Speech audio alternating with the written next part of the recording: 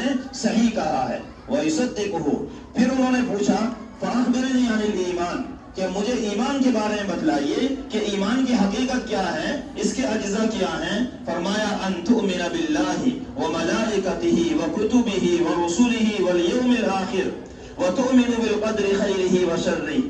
فرمایا کہ ایمان کی حقیقت یہ ہے اور ایمان کے ارکان یہ ہیں کہ تم اللہ پر یقین رکھو، اس کے فرشتوں پر یقین رکھو، اس کی کتابوں پر یقین رکھو، اس کے رسولوں پر یقین رکھو، اور قیامت کے دن پر یقین رکھو، اور اس بات کو یقینی جانو کہ تقدیر اچھی اور بری وہ اسی کی طرف سے ہوتی ہے، کہ اچھی اور بری جو کچھ بھی انسان کے ساتھ ہوگا وہ اللہ تعالیٰ کی طرف سے ہی ہوگا، جو کچھ تقدیر میں ہوگا وہی ہوگا. فرماتے ہیں صدقتا. تو انہوں نے پھر فرمایا کہ ہاں یا رسول اللہ آپ نے سچ کہا، جیسے پہلے سے بات معلوم ہو. پھر انہوں نے ایک بات اور پوچھی فَأَخْبِرْنِي عَنِ الْإِحْسَانِ کہ یا رسول اللہ مجھے احسان کے بارے میں بتلائیے. یعنی احسان کا مطلب ہے کہ ایمان اور اسلام جو چیزیں آپ نے بیان کی ہیں اس کا اخلاص کیا ہے. احسان کا اصل معنی ہے کہ ان چیزوں کا اخلاص کیا ہے، یہ کس طرح سے ہمارے اندر آئیں گی. فرمایا اس کا اخلاص اور احسان یہ ہے ان تعبد اللہ کأنک تراہ فإن لم تکن تراہ فإنہ یراک کہ تم اللہ کی عبادت اس طرح سے کرو گویا کہ تم خدا کو دیکھ رہے ہو.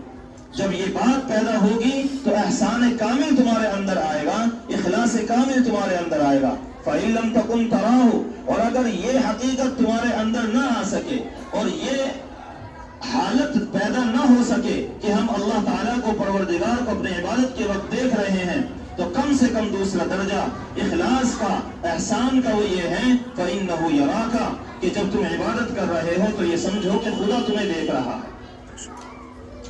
پھر اور باتیں پوچھی. فرمایا فاخبرنی عن الساعہ کہ قیامت کے بارے میں بتلا دیجئے قیامت کب آئے گی، اس کا وقت کب ہے. آپ نے فرمایا مل مسئول عنہا بعلم من السائل جو تم مجھ سے پوچھ رہے ہو جتنا تمہیں پتا ہے بس اتنا ہی مجھے پتا ہے. کب آئے گی اس کے بارے میں حقیقی علم مجھے معلوم نہیں ہے، اس کا متعین وقت کب ہے. ہاں انہوں نے پوچھا پھر فاخبرنی عن عمارتہا اس کی علامتیں بتلا دیجئے کیا ہوں گی.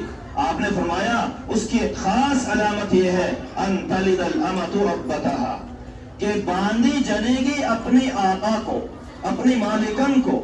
اس کے بارے میں علماء کرام اس کی حدیث کی تشریح فرماتے ہیں، محدثین اس کی فرماتے ہیں کہ اس کا مطلب یہ ہے کہ نوجوان بچیاں جو گھر میں زیادہ سے اپنے باپ کے، چاچا کے، تایا کے مقابلے میں اپنے کیا کہتے ہیں ماں کی زیادہ سنتی ہیں، اور دوسری بات یہ ہے لڑکوں کے مقابلے میں لڑکیوں کے اندر اطاعت کا جذبہ زیادہ ہوتا ہے، وہ جلدی کہنا مان لیتی ہیں اپنے ماں کا، باپ کا اور دوسرے حضرات کا، کہ جو باتیں لڑکی جلدی سے مان لیتی ہے وہ لڑکا نہیں مان پاتا، اس کے اندر اطاعت کا جذبہ کم اور لڑکیوں کے اندر زیادہ ہوتا ہے. ایک وقت وہ آئے گا کہ یہ لڑکیاں اپنی ماں پر ایسے حکم چلائیں گی گویا کہ یہ ان کی ماں ہے، گویا کہ یہ لڑکیاں ان کی ماں ہیں، یہ مالکہ ہیں ان کی اور یہ ان کی باندیاں ہیں.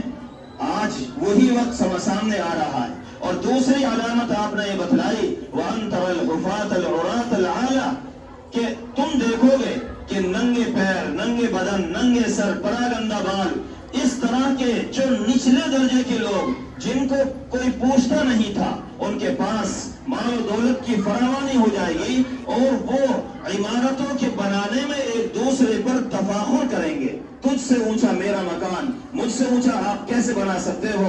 ایک مکانوں کے بنانے کے اندر ہوڑ لگ جائے گی. یہ بھی قیامت کی نشانیاں ہیں. پھر وہ صاحب چلے گئے اتنا پوچھ کر کے اور ہم کچھ دیر ٹھہرے رہے، مجلس میں خاموشی رہی. فَلَبِثْتُ مَلِيًّا ثُمَّ قَالَ لِي عمر یا عمر آپ سے صلی اللہ علیہ وسلم نے فرماتے ہیں عمر بن خطاب رضی اللہ تعالیٰ عنہ مجھ سے پوچھا آپ جانتے ہو یہ سوال کرنے والے کون تھے؟ میں نے کہا اللہ اور اس کے رسول ہی زیادہ جانتے ہیں، مجھے تو معلوم نہیں کون تھے. فرمایا کہ یہ جبرائیل تھے، یہ جبرائیل علیہ السلام تھے جو تمہیں تمہارا دین سکھانے کے لیے آئے تھے کہ تم بہت سی باتوں کو نہیں پوچھ سکتے یا تمہارے ذہن کے اندر وہ باتیں نہیں آتی، تو وہ آئے ہیں، انہوں نے یہ سوال کیا ہے تاکہ ان چیزوں کا علم تمہیں ہو جائے. اسی لیے تو وہ کہہ رہے تھے صدقہ کہ آپ آپ نے سچ کہا. یہ حدیث بہت اہمیت رکھتی ہے ایمان کے بارے میں، اسلام کے بارے میں، احسان کے بارے میں. گویا کہ یہاں پر بھی اخلاص کے بارے میں مصنف رحمۃ اللہ علیہ پہلے حدیث لے کر کے آئے ہیں، اور ہمیں اپنی تمام عبادات میں اخلاص پیدا کرنا چاہیے. اللہ تعالی ہم سب کو عمل کی توفیق عطا فرماوے، اور جس طرح سے ہماری یہ کتاب شروع ہوئی ہے اللہ تعالی اس کی تکمیل بھی پوری اچھی طرح سے اہتمام کے ساتھ اس کو مکمل کرنے کی توفیق مرحمت فرماوے. وآخر دعوانا الحمد